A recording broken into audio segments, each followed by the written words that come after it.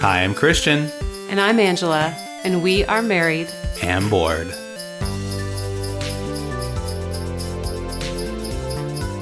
Hello, hello, hello. Time for another holiday episode. Married and Bored podcast. The final holiday episode. Oh, it's so sad. We appreciate everyone who's joined us on this 2-week journey. Yeah. A board game landscape of gifts and treats and just holiday insights into our lives. Wow, you're feeling philosophical today. You know, it's just one day closer to Christmas, which also means one day closer to vacation. Woohoo! Okay, let's get right into this. So we are talking about Picture Perfect. Picture Perfect. It is probably, well, maybe with the exception of Planted, the biggest box game we're talking about on this whole... Yeah, this is the most board game that we've talked about in this series. Yeah. So let's get right into it so that you can know what we mean by that. Okay. Make sure to smile while you do this. Take a picture at the end. Because it's Picture Perfect. Yep. That's right. Like I am every day. All right. So Picture Perfect is a game for 2 to 4 players or 5 to 6 if you get the expansion. And it lasts about an hour, somewhere between like 60, 90 minutes. In this game, you are going to try to arrange 14 characters like standees to take the perfect photograph. The trick is that each of them has specific preferences and desires on a card that you have to fulfill, and some of them will be hidden to you. Well, all of them start hidden, and then you might not get to know all of them by the time. And some even the game is contradict over. each other. Right, and some contradict each other. So you're going to have to decide which ones are best for you to fulfill and which ones you're going to have to just leave be.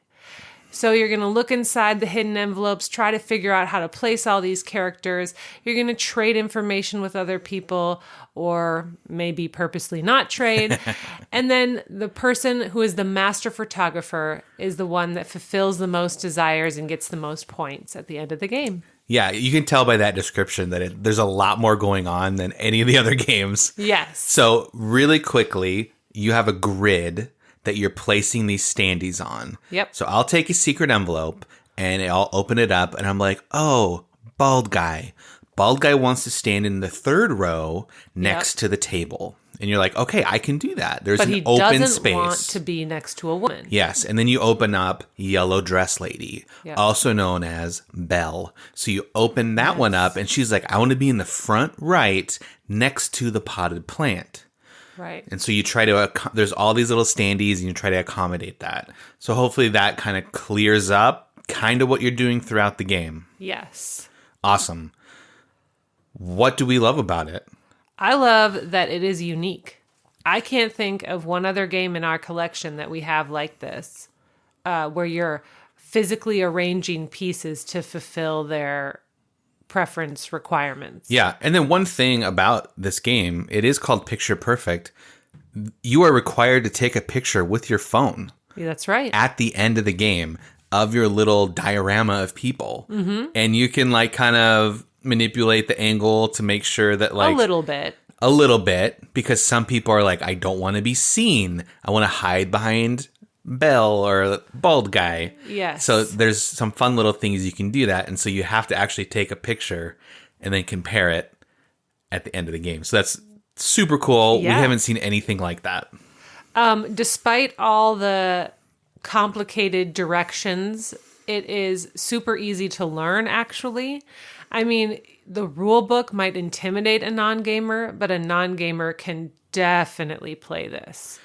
All they have to know how to do is fulfill preferences. I mean, if you have any sort of job where you have to like manage tasks or have tried to run a family in any sort of way, I mean, you don't even have to know modern strategy board games. And another reason we like it, it's a fun puzzle to try to solve. Yeah. And it's a puzzle where you don't have all the information. Mm-hmm. You try to get as much of it as you can, but the reality is you probably won't. There's been games that we've played where I didn't even get a character in my envelopes that we've been passing around. Right. And like everyone else at the table knows exactly where the little kid goes. I'm like, I didn't even see him, so he's not in my picture. Or you can take a gamble and put him in the picture. You could take a guess and potentially get points or lose points. But potentially. Yep. Who is this game for?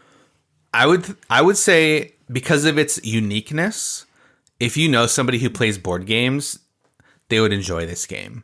Right. It's a weird concept, and it doesn't look like any other board game. And so, like, some board gamers are way into, like, orcs and dorks and elves and stuff. Which, hey, we're not knocking that. No, so maybe not for them, but if you know people who have a variety of board games, this one can fit into any collection, in my opinion. Yes.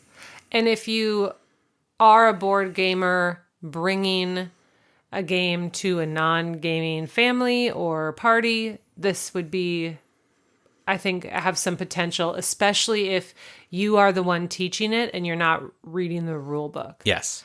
Because you can make it seem a lot harder by taking out the rule book and trying to slog through that. If you already know how to play, it's going to be super smooth. Oh, yeah. And a holiday pet peeve of mine, board game pet peeve, don't go to a board game event not knowing how to play the games you're bringing. Yes. Learn how to play them before you go. Anyways. Maybe a photographer. If you have a photographer in your life, maybe. Yeah, maybe. It's just a cute little cheeky gift like, hey, you're a photographer. This game is called Picture Perfect. It's about taking a perfect picture. Yeah, and I think that's intriguing enough. It's like, I don't know a lot of birders in my life, but like birders, wingspan, right? Like, aren't they called like ornithologists? Well, that's like the official like bird. I went to college to study, but if you're just like a bird watcher, I think they're called birders.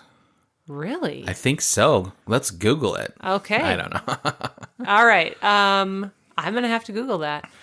Family gift, I think. I mean, not young children, but if you've got upper elementary, middle school, high school children, I could see this being a good like family gift. Like, here you go, Petersons. Here's a gift for your family. I think our kids are just slightly too young. Right. We've tried it with them, and it fell pretty flat because there's a lot to remember, and you can't. Not knowing everything is frustrating. Right. Yeah, there is a lot to remember. It's kind of like memory on steroids. And that's a good way to put it. Yep. Where can people find this? So this one has been out for over a year. They can find it at your friendly local game store. Definitely check that out. They have, at ours at least, we've seen it a handful of times. Yep. And they have expansions to expand to 5 and 6 players. They also have little mini expansions that like add a little like a character to it. So they add like a movie star, and there's like movie star themes, or like a Sherlock version where there's maybe a mystery to be solved. And so you add these characters to the diorama. So that's pretty cool. We've seen it at Barnes & Noble. Yes, we have. In their ever-changing board game section. Yes. So it's readily available, and it is on Amazon, and it ranges anywhere from $40 to $50. Yep. So this is probably one of the more expensive. This is one of the more expensive ones that we have talked about on this little episode journey. I've said that a couple times in the past couple shows, but it's definitely worth it. There's so much like cardboard and pieces that like it's what board games cost. And if you're looking for a board game, like this is what you're going to be paying. Yes. Yeah. I actually think it's probably towards the cheaper end. Like, I'm just thinking of, it's half the cost of Twilight Imperium. Well, yeah, way Mansions of Madness. Yeah, So I think it's pretty reasonable for what it is. And just by nature of the cards being spread out each time, it's got a lot of replayability. So I think it could last on your shelf for a while. Yep, definitely. Well, before I start crying over it being the last holiday episode, do you have a Christmas question? Or a winter? Yeah, let's end our little series with how the world ends each year at New Year's. Oh, with fireworks? Yeah. Do you have fireworks? I do, so hold on. We'll ask a New Year's Eve question. And my question is, do you have like a preferred New Year's Eve tradition or way to celebrate that day? Or night, morning, whatever. It's just a day that's changed so much in my life. Like from going to like tagging along with my parents to like then like the junior high school parties, then to like the young adult stuff, and then getting married and going to parties, and then children came and you're fast asleep on the couch before midnight. Sure. So, I think our most recent tradition just has to be my favorite, where we blow up the air mattress and we let the kids sleep in the living room and we fall asleep on the couch. I think last year you were like, F this, I'm going upstairs. I could not sleep on that couch last year. But yes, I stayed down there as their protector. They'd be fine. Yeah, so everyone we watch a movie as... Yep, and we put on a movie for them, and then I just kind of sit on the couch and read, and I think you did at one point, or you will probably be playing Marvel Snap this year. Probably. To ring in the new year. Is that your preferred way to spend well, TBD. It hasn't been out on New Year's Eve yet. I think I'm in the same boat. I do like the falling asleep to movies. We're getting to the point now where our kids are able to stay up later, and so we're going to be up again during that time. And so I'm most looking forward to the next few years to see what happens with staying up and getting into fireworks or just whatever. Yeah, agreed. Well, the best is yet to come. That's right. Same with this show. So we want to thank everybody for a great year. Yes. Of course, we've had a great time making these shows for you. Obviously, the holidays are coming up, so we're going to take a little bit of a break, and then we'll jump back into it in January. We hope you enjoy these little episodes. How have you felt about them?